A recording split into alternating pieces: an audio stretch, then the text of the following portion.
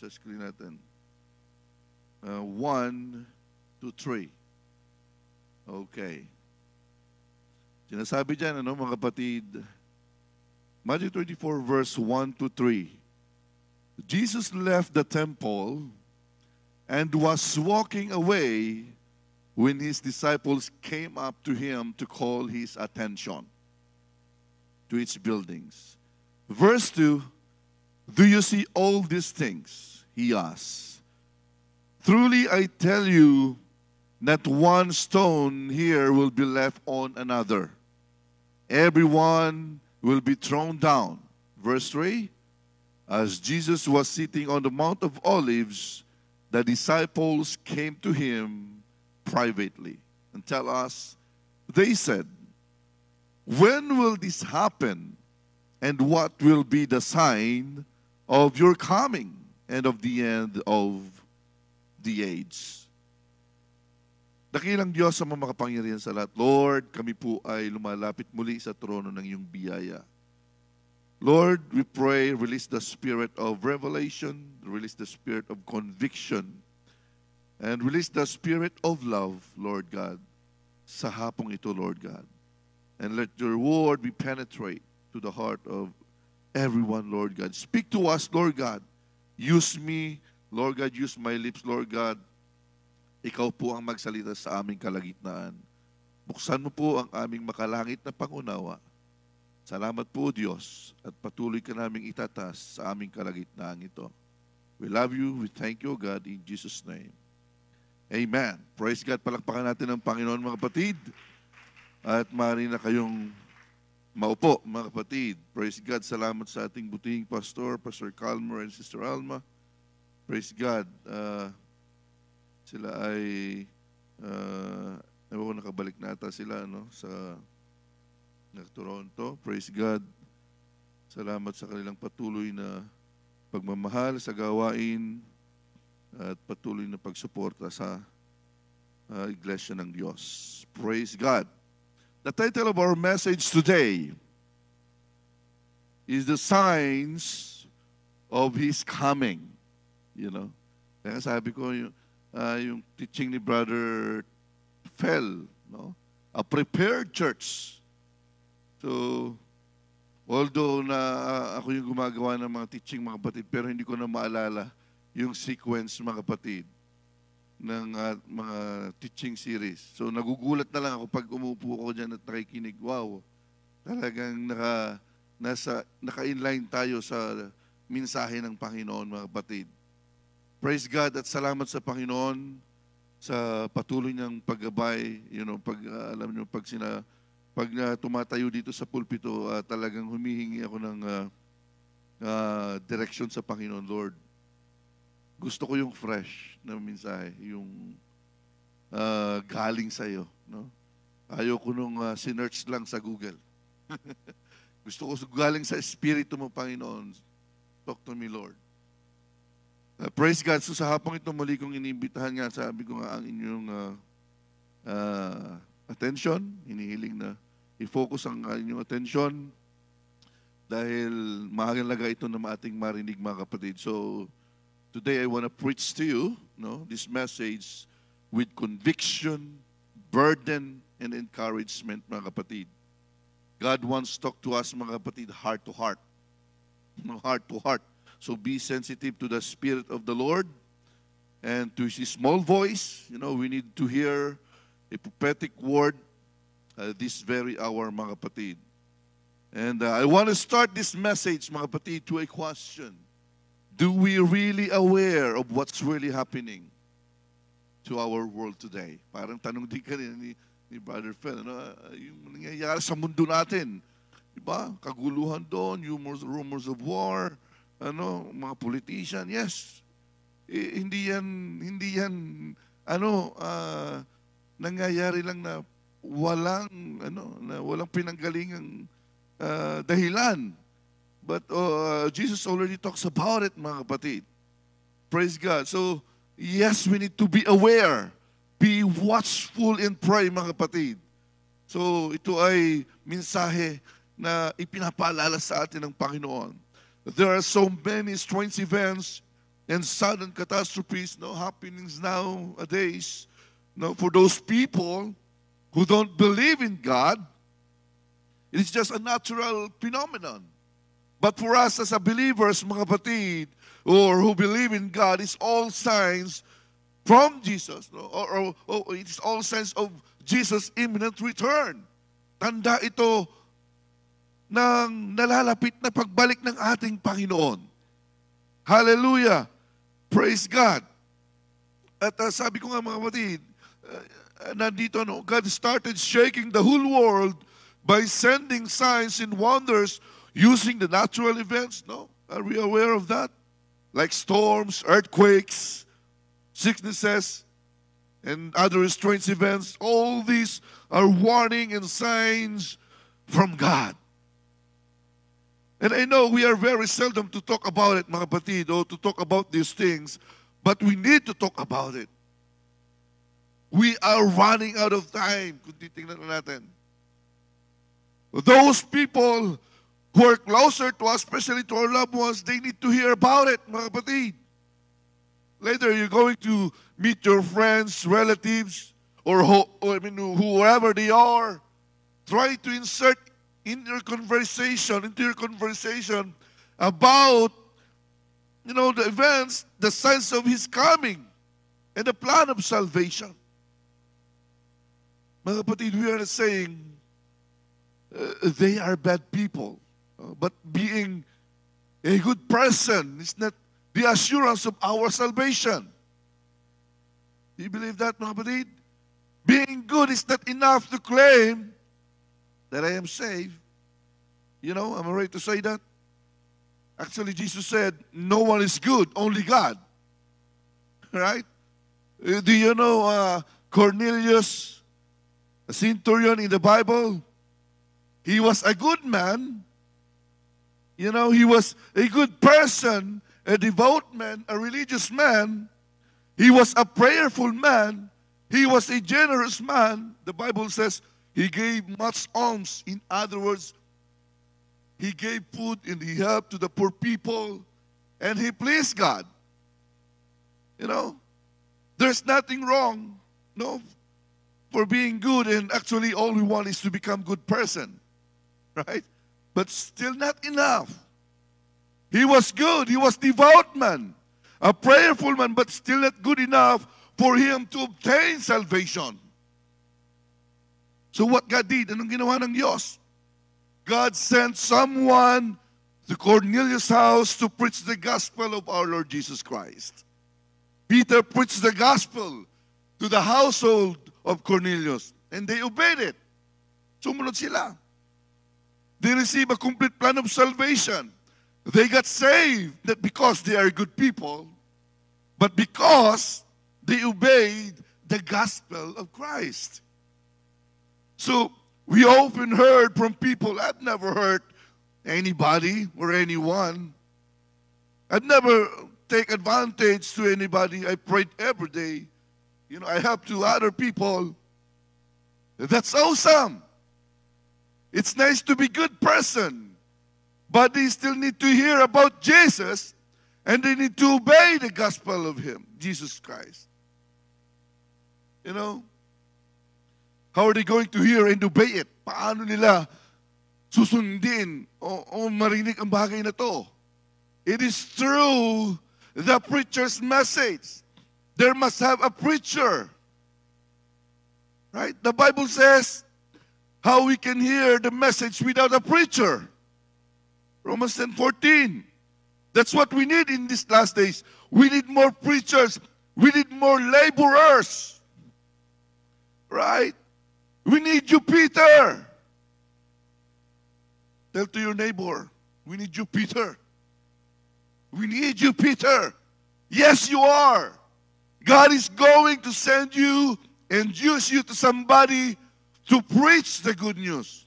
He will send you to someone to bring the message about Jesus' imminent return. So are you ready for His coming? Somebody say amen. Amen. Are you excited to meet Jesus in the clouds? Amen. Somebody say praise the Lord. Praise God, we must be excited. That's our final moment to meet Jesus. You know, that's the main purpose of why you are waiting. You believe that? That's the main purpose why you are here every Sunday. It's the main reason. You know, you come to the church not only because you want to see your brethren, your brothers and sisters, but because you are patiently waiting for His coming back. You know, we preach and teach, we study the principles, you know, every Sunday, you know, principles of God. It is for the preparation of everyone. You know, it is for everyone to be reminded that we need to be faithful in serving God. We need to endure all of the challenges, mga kapatid. It will pass, mga kapatid, and don't focus on them. Let's focus unto Jesus. Let's focus on Jesus, mga kapatid. Hallelujah. Praise God. I hope everyone here, mga kapatid, have the same excitement, mga kapatid, for the coming of the Lord.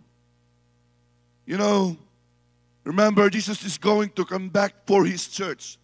And who is the church, mga kapatid? Sino ang church? Tayo, mga kapatid, di ba? We are the church, the bride of Christ. Brothers and sisters, I want to tell you this. And it's sad to say, many people are not yet ready. Or not ready, I should say. Look around. Look at your surroundings. Do you really know what's going on to this world? You know, people don't bother. Hindi nababahala, mga kapatid. Tanungin natin yung ating sarili. Am I ready? Handa ba ako? Am I ready to meet Him? If yes, then be courageous, mga kapatid, to share to the others, mga kapatid, that they need to be prepared. Only yourself can determine your relationship to God, mga kapatid. Somebody say amen. Praise God. So the scripture says in Matthew 24 verse 1, our text, Jesus left the temple, was walking away when His disciples came up to Him to call His attention to its buildings. We are talking about the signs of the coming of the Lord, right? Jesus leaves the temple to the last time during His earthly ministry. The temple was one of the most splendid buildings in the entire Roman world. As He leaves the temple, the disciples call Jesus' attention to the glorious temple architecture, but Jesus speaks of its demolition. He explicitly predicting the destruction. He predicted very clearly and detailed about the destruction of the temple. Jesus said in verse 2, "Do you see all these things?" He asked. "Truly, I tell you, not one stone here will be left on another." You know, or will be left on another. Everyone will be thrown down. So Jewish people expected God to defend His temple. And Jesus spoke about the destruction of the temple. Temple was the national monument, national cathedral, and national treasury all in one building. So in verse 3, as Jesus was sitting on the Mount of Olives, the disciples came to Him privately. Tells us, they said, "When will this happen? And what will be the sign of your coming and of the end of age?" When was the destruction of the temple happen? The disciples' question. So Jesus' answers was fulfilled when the destruction of the temple happened on 70 AD, during the time of Roman Emperor Nero. And that was 40 years into history after Jesus' earthly ministry, in approximately the time of one generation. So the signs of His coming. Nobody knows the time, but He gave the sign. In verse 36 says, "But About the day of hour, no one knows, not even the angels in heaven, nor the Son, but only the Father. So the author of this book, mga kapatid, Matthew, is probably writing this epistle after the destruction of the temple. No? His main motive to write this epistle is to tell to the readers, or to tell us that Jesus prophesied the destruction of the temple, seeing that has happened in the same generation. So, are you following me, mga kapatid? Bago isinulat ni Matthew ang patungkol sa pagkawasak ng templo, nasaksihan niya muna ito na naganap sa henerasyon niya. So the sign has been fulfilled in their generation. Yung unang templo. Una at pangalawang templo, mga kapatid, nabigo silang itayo itong mga kapatid. Jesus also spoke about the end times and is coming back. So this is going to happen, and this is the main event of his prophecy. Praise God. So it doesn't matter, mga kapatid, when it's going to happen. As long you are ready, and that's the matter for him, mga kapatid. Yun ang mahalaga sa Panginoon. Hindi na po mahalaga kung kailan ito mangyayari o ano mang petsa ito darating, mga kapatid. But ang importante, handa po tayo sa pagbabalik ng Panginoon. Sabi nga ng Sunday school natin kanina, a prepared church, a prepared church. So, it's talking about us, mga kapatid. God has given us the signs before of His coming. You shall hear of wars and rumors of war. Diba? Sabi sa text natin dyan, see that you not be troubled. Such things must happen in verse 6. But the end is still not to come. Right? Was it really happen, mga kapatid, today? Yes, it is, mga kapatid. Nangyayari, mga kapatid. We can watch on the TV news, war between Israel and Iran, mga kapatid, still going on. Both countries have so much devastated infrastructure, buildings, schools, and they attack even the hospitals, mga kapatid. People were so desperate, hopeless, and begging for help. They hide, mga kapatid, to the underground. But, Iran, mga kapatid, matindi na yung pag-aaral nilang ginagawa ngayon sa pag-atake sa Israel. No? Iran now has a strong weapon. They study very well on how they can able to penetrate the Iron Dome of Israel. Nakakapasok nito, mga kapatid, at maraming namamatay. Could you imagine if you are one of them experiencing their situation? What would you do? What are you going to do, mga kapatid? Maybe you would say, oh, this is the end of the world. But sabi ng Scripture, sabi ng Panginoon, hindi pa, kapatid, hindi pa, anak. Not yet. Jesus said it must come to pass, but the end is not yet. So brothers and sisters, God is telling us right now, using His prophetic word, that we must be aware to what's really happening in our surroundings. Time will come, mga kapatid, many nations will combine their forces against Israel. Tandaan po natin yan. Magsasanib puwersa ang bansa laban sa bayan ng Israel. We all know that Israel is the chosen nation of God and He will protect His people. Israel is our time clock, mga kapatid. Time clock. Ang bansang Israel po ang orasan natin, mga kapatid. The first and second temple was failed to build, and now the third temple is going to build up, which they said the Antichrist would take over the place according to the Bible prophecy. So why so significant, mga kapatid, to know about the third temple? Bakit mahalaga po nating malaman kung bakit kinakailangang bantayan natin ang pangatlong templo na itatayo na yan sa Jerusalem, mga kapatid? Because minention niya ng Panginoon bago siya bumalik. It is also one of the signs given to us that we need to be observed, mga kapatid. Kapag nakikita na po natin na itinatayo na ang third temple sa Jerusalem, maging handa na talaga tayo at mas lalo pang maging mainit po sa ating pananampalataya. All these signs must have happened to fulfill the prophecy. Sinasabi ko ito sa inyo mga kapatid, hindi lang bahagi ng preaching ko, but totoong mangyayari ito mga kapatid. It is pointing to the main event, which is the second coming of Jesus Christ.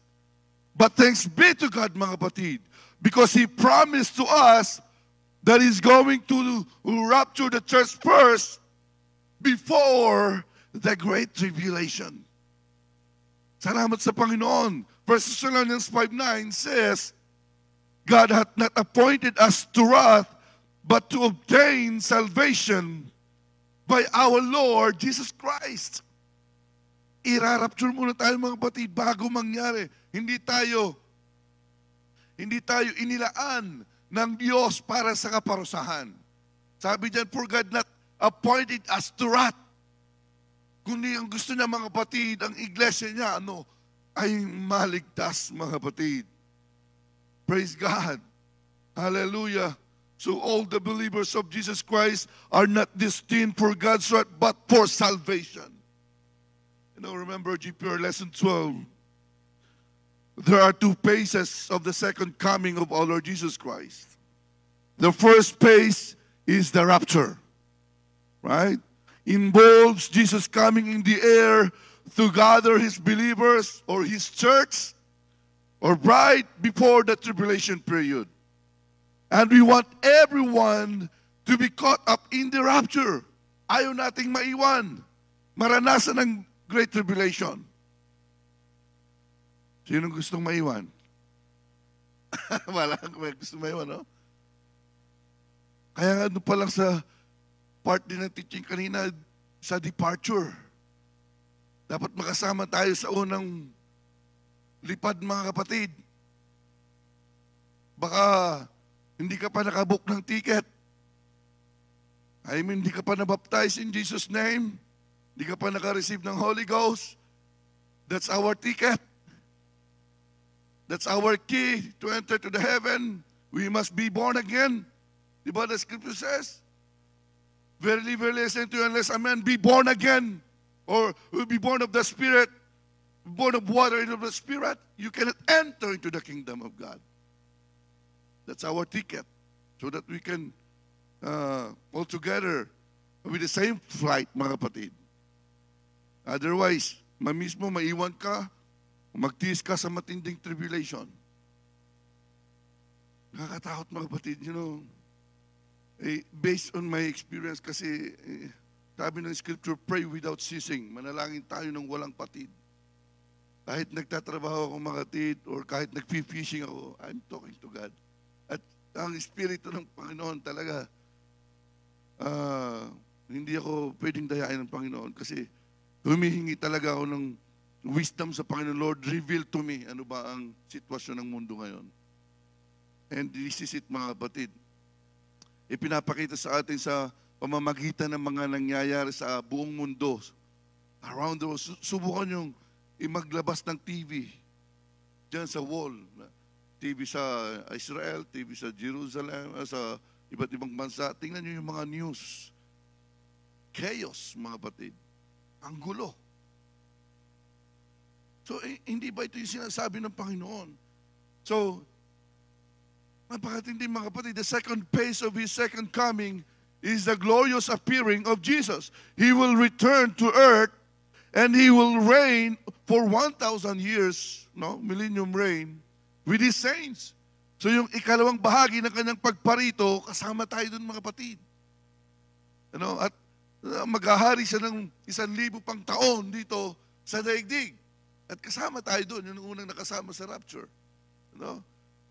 Jesus will be king ruler, the world in righteousness, and those who have been martyred for their faith will reign with Him. Praise God.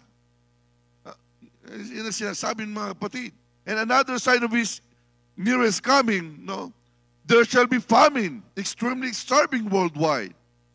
Sinasabi dito mga kapatid, according to Global Hunger Index o GHI, the current world hunger facts end figures as of 2024, last year, the world produces enough food to feed all of its 8 billion people, yet 733 million people, 1 in 11, go hungry every day. According yan sa global hunger index. At the hunger rates in Africa are especially high, with 1 out of 5 people going hungry each day. And according to the 2024 Global Hunger Index, hunger levels are ranked serious in 36 countries. The number of people experiencing hunger has gone up by approximately 152 million since 2019. And as of the writing, the Integrated Food Pace Classification, or IPC, estimates that 1.33 million people around the world are experiencing famine or famine-like conditions. And the shocking data of that rate, mga kapatid, is 9 million people die from hunger-related causes every year. Many are children under the age of 5. Isa yan sa mga sign na ibigay ng Diyos, ang matinding gutom na mararanasan. Yes, hindi natin na-experience ng karamihan dito, mga kapatid. Ang dami palang namamatay sa gutom every day. Tapos tayo nagsasayang lang ng pagkain. Nagre-reklamo kapag hindi gusto ang ulam, kapag hindi paborito ang ulam. Samantalang, mga kapatid, ang iba ay walang makain. Di ba? Look at this, mga kapatid, sa survey. The signs and the events given to us not to scare us, but He's telling us to be ready. In verse 7, Jesus also mentioned about the pestilences. Pestilences, a kind of infectious diseases, such as bird flu, SARS, MERS, Ebola virus, HIV, AIDS, COVID-19, mga kapatid. So, was spread out worldwide. It was not just a simple virus. It killed millions of people of lives, around the world. And it's sad to say, some of our loved ones also victimized of this virus, diseases. My brother died because of COVID-19. Sister Sheila, grandma, and her aunt died also because of this COVID-19. So, we saw in the news millions of people were grieving and asking for help. People kneel down on the street praying and worshiping God. And even the atheists, they started seeking God. Hallelujah. People are hopeless and helpless during the time. So remember how many frontliners were died. Doctors and nurses got infected also. They tried their best to survive millions of lives, but unfortunately, they failed. Bigo sila, mga kapatid. And God proved to the people that there is no greater doctor than Him, mga kapatid, except Jesus Christ. Walang ibang dakilang manggagamot, mga kapatid, kundi ang ating Panginoong Hesus. Kahit yung mga hindi nananampalataya sa Diyos, na napipilitan ngayon, naghahanap sila ng solusyon sa kanilang karamdaman. Tumatawag sila sa Diyos na sila ay pagalingin. Another sign He mentioned, there will be an earthquake in diverse places. And it's now happening in our days. According to USGS, or United States Geological Survey, in 2024, a total of 1,374 earthquakes with magnitude of 5 or more were recorded worldwide as of December that year. Hallelujah. So most of them are minor and you cannot even feel them. So in this year, 2025, mga kapatid, there were 37 earthquakes happened since July 10 or January 10 to July 2025. And recently we saw on the TV news, right? Earthquake in different places. 6.7 magnitude earthquake in Indonesia. Nangyari yun noong July 14, 2025. 7.3 magnitude earthquake. Alaska. Nabalitaan niyo ba yun, mga kapatid? July 16, 2025. 7.4 magnitude earthquake sa eastern Russia noong July 20, 2025. Halos the same month. Hindi lang natin nababalitaan, mga kapatid. But all these signs are the fulfillment of Jesus' prophecy during His earthly ministry. At ngayon nga po ay nangyayari na, mga kapatid. Hallelujah. Praise God. Pero huwag po tayong mabahala. As long na tayo ay nakakapit, no, sa Diyos, yung ating pananampalataya, mga kapatid. No? Sabi nga sa minsay kaninang umaga, sa preaching ng daddy ni Sister Casey, hold on to your faith. No? Kapit tayo sa ating pananampalataya, mga kapatid. Hindi pa itong wakas, but kinakailangan nating patatagin yung ating pananampalataya, mga kapatid, sa Diyos. Palakasin, mga kapatid. People of this world must be ready for the coming of the Lord. Is imminent. This would be the beginning of sorrow, but the end is not yet. Jesus said in verse 10, and there shall many be, and it's another sign, mga kapatid. Verse 10, and then shall many be offended, and shall betray one another, and shall hate one another. Pakinggan nyo ito mabuti, mga kapatid. Kunin ko yung attention dito, mga kapatid. It is also sign within the church. Within the church. Okay?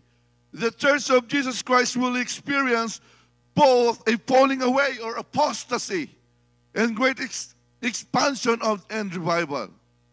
Apparently, in the days before Christ's return, there will be a staggering mass movement away from a real, no, intimate relationship with Christ.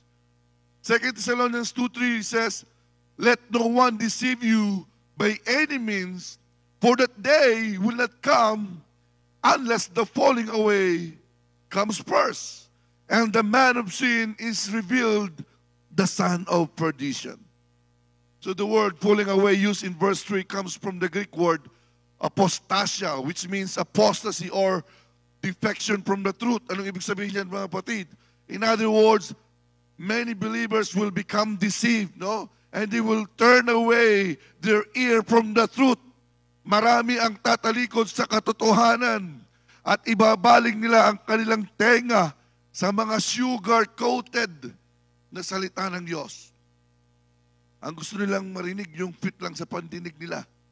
Yung hindi sila nasasaktan sa salita ng Diyos. Darating yung point na yan. Pag nasaktan kasi, nawawala sila. So, this will be a great falling away. Have you noticed it, mga kapatid? Nowadays, people are so sensitive.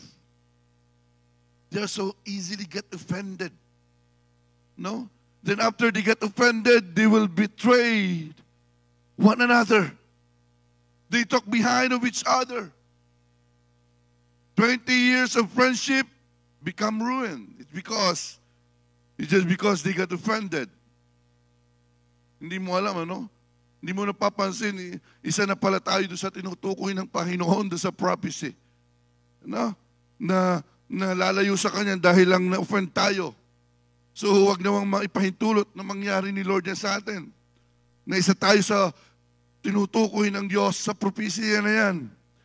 Don't be so sensitive if there's misunderstanding.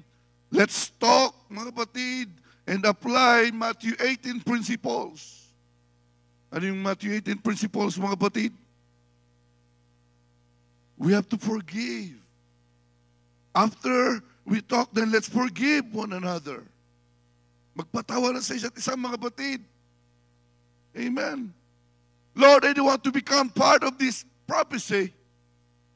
Kasi baka mamaya, isa pala ako doon sa sinasabi ng Panginoon na hindi natin masabi minsan. In other words, mga kapatid, sabi nga dyan sa scriptures, our enemy is not flesh and blood. Ephesians 6:12, it says, for we wrestle not against flesh and blood, but against the principalities, against powers, against the rulers of the darkness of this world, against the spiritual wickedness in high places. So in other words, our enemy is not your brother, is not your sister, mga kapatid, hindi siya yung kaaway natin. Our enemy is the one who was the spirit of division. You know, he wants to see competition. He likes doing discord. He wants to see the people of God to be divided so that he can easily destroy them. You know, once you get offended, you would become divided. No, once na-offend ka, hati ka mga kapatid. You cannot serve God wholeheartedly because there's always something in your spirit. Itataas mo yung kamay mo, pero ang sama naman ng loob mo. No? Diba? So, what's going to happen to your offended spirit? Anong mangyayari doon sa na-offend mong espiritu? You know, alam niyo ang gagawin ng mga kapatid? He will find the same spirit that he had. The offended spirit. Maghahanap din niya ng katulad ng espiritu niya na na-offend, mga kapatid. You know, hahanapin niya yan. Ano? Hahanapin niya yung ganun ding espiritu. And they will join together, they will worship God. But actually, their heart will already divided. Why I says that, mga kapatid? Because you cannot worship God with grudges in your spirit. You cannot worship God having misunderstanding to your brothers and sisters. You know? You have to forgive them first. Kung ikaw naka-offend, humingi ka muna ng tawad bago ka magpuri sa Panginoon. You will think that you have been delivered from that offenses, but actually it lies. You are victimized of Satan's lies. We all know that Satan is the father of lies. He is the father of lies. Right? Jesus said, Matthew 5:23, it says, therefore, if you bring your gift to the altar, and remember that your brother has something against you, leave your gift there before the altar and go your way first, be reconciled to your brother, and then come and offer your gift. Jesus says that we are to settle matters with the one we have offended before things get worse.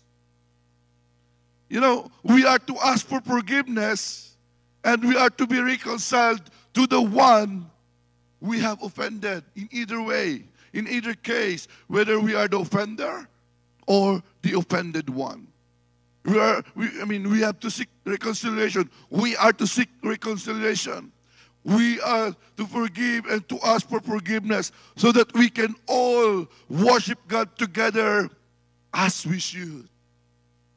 Hallelujah. But it's not to say some offended believers, you know, they walk away and they establish their own church. You know, it's just because they got offended from their brothers and sisters or from their pastor. No, try to imagine. Try to imagine the church was built by people who had offended spirit. People had grudges or hatred in their heart, etc. You know, raising up their hands, worshiping God, but deep inside of your spirit are full of bitterness. You know, take note. Jesus didn't establish the church with bitterness foundation. Hindi itinayo ng Diyos ang iglesia ng may puot sa kanyang puso. Mga batid, He didn't establish the church with unforgiving people. He built the church with a foundation of what? Of His love, joy, peace, patience, kindness, goodness, faithfulness, gentleness, and self-control. He built the church according to His attribute and character. Ganun yung ating Panginoon. Itanayo niyang iglesia batay sa kung sino siya. Eh kung ang Panginoon pala natin ay puno ng galit, eh di lahat ng iglesia ay puno ng galit. But hindi ganon. You know? So, it must be built or established by the people who are led by the Spirit of God. Kaya nga mga batid, the church, Cambridge Apostolic Pentecostal, was established through the vision and direction from God. Our pastor and leaders prayed for this church. They cannot just simply establish the church without the leading of the Holy Ghost or without the vision from God.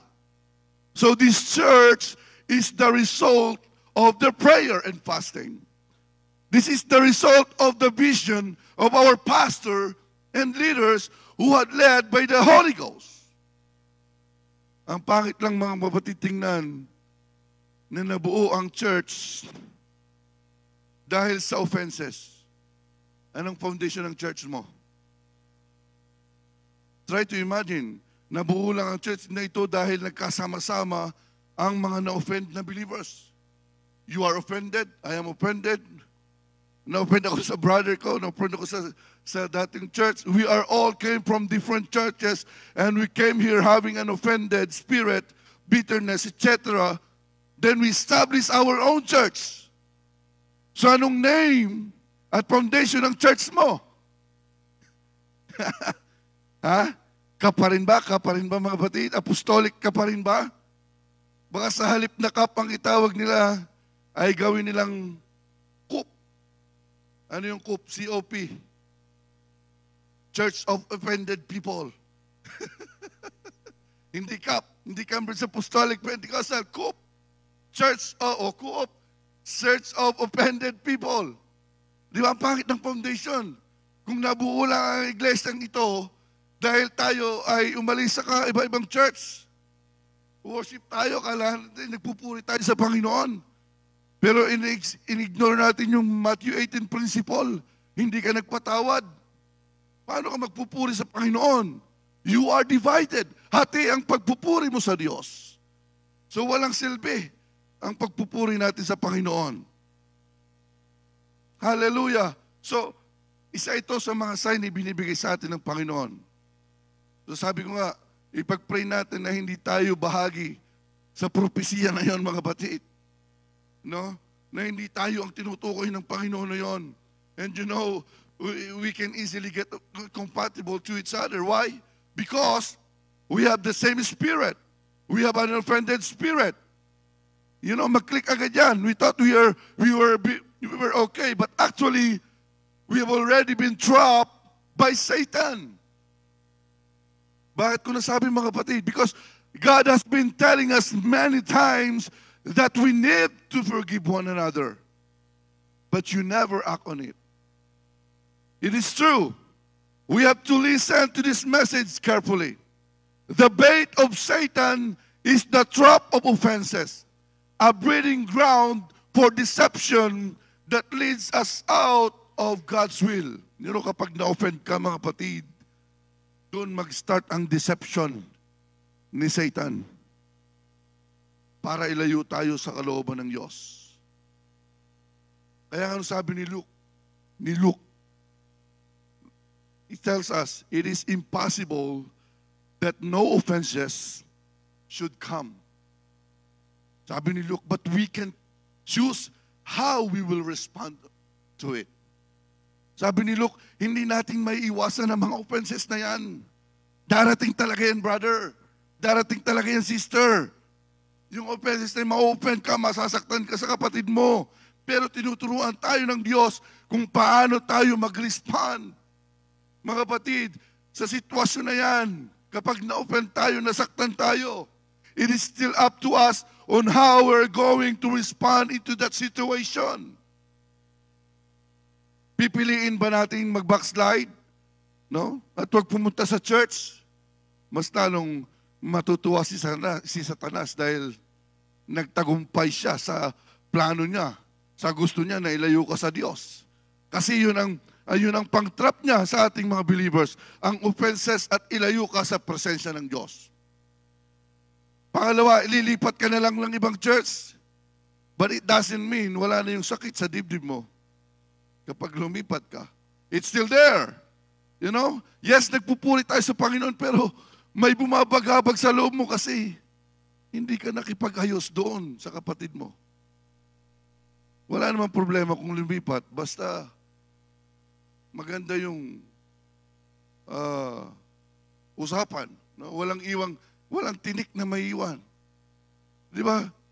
Or pangatlo, haharapin ang offenses at makikipag-ayos at magpapatuloy sa paglilingkod sa Diyos nang walang bigat sa dibdib. Sarap sa pakiramdam ng mga kapatid, di ba? Magpatuloy na lang tayo. Brother, sorry, Brother Phil, na-offend kita kahapon. Di ba? Sister Jess, sorry, hindi kita nakamayang kahapon. Brother Ryan, di ba? Hingi kita ng ano.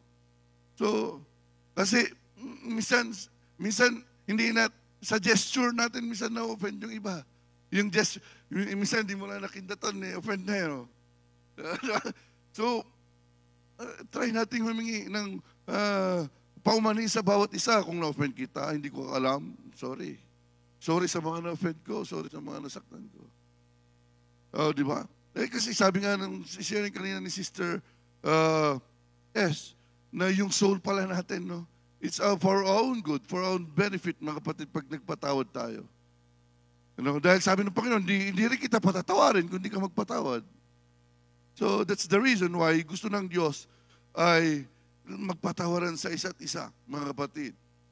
Di ba? Sabi ni Peter, Lord, how many times I should to forgive my brothers? Is it 7 times? And Jesus said, I never said 7 times, but 70 times 7. So Jesus was telling Peter that he should forgive his brother a limitless number of times. So the focus is on the consistent and the continuous attitude of forgiveness rather than a calculation of how many times to forgive. But honestly speaking, it is so difficult to apply it. Do you agree with me? Diba? Sabi mo lang, isang-isa na lang. Di na talaga kita mapapatawad. 6 na beses na kitang pinatawad. Isa na lang. Di ba? Ganun tayo, binibilang natin kung ilang beses na natin siyang kasala, ilang beses mo siyang napatawad. No? Isa na lang at tapos na ang relasyon natin. Di ba? That's our nature. Madalas binibilang natin yung pagkakamali ng iba at kung ilang beses mo na siya napatawad. Somebody say amen. Amen. And have you noticed it? God principles is always opposite to the human principles. Pasin nyo ba yan? Yung prinsipyo ng Diyos laging kabaligtaran sa prinsipyo ng tao.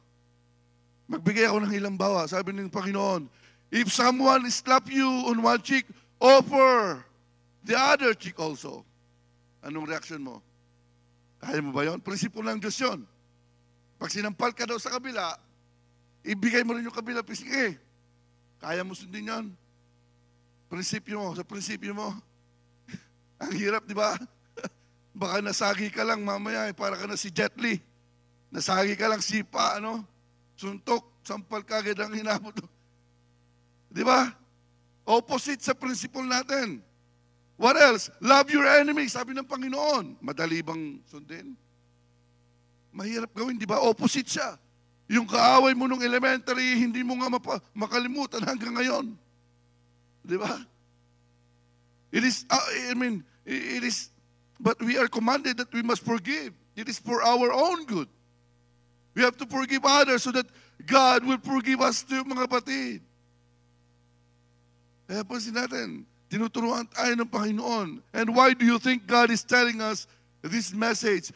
Because He wants us to be reminded, so when these things come, you are ready and prepared, mga kapatid, kung paano mo haharapin ang ganitong sitwasyon at hindi ka agad-agad masasaktan or ma-offend. At kagad-agad ay hindi ka lalayo sa Panginoon. No? You know, brothers and sisters, it is normal to have some misunderstanding, but don't come to the point that you will compromise your relationship to God also. You know, as soon as possible, make a way for the reconciliation. Don't wait until the sun comes down with your anger and you still have uncomfortable feelings to your brothers and sisters, mga kapatid. Immediately talk about it and settle it, mga kapatid. Hallelujah. I believe na-hit ko ng mga points na yun, mga kapatid. That's the signs of His coming, mga kapatid. There will be great famine, great earthquake, rumors of war, offenses. Be observant, mga kapatid. Sabi ng Scripture, be vigilant. Maging mapagbantay tayo, mga kapatid. Bantayan natin ang mga nangyayari sa paligid natin. Hindi yan nangyayari na dahil lang sa dapat mangyari, but ito ay mensahe sa atin na ang pagbabalik ng Panginoon ay nalalapit na. Shall we stand, mga kapatid? Hallelujah. Praise God.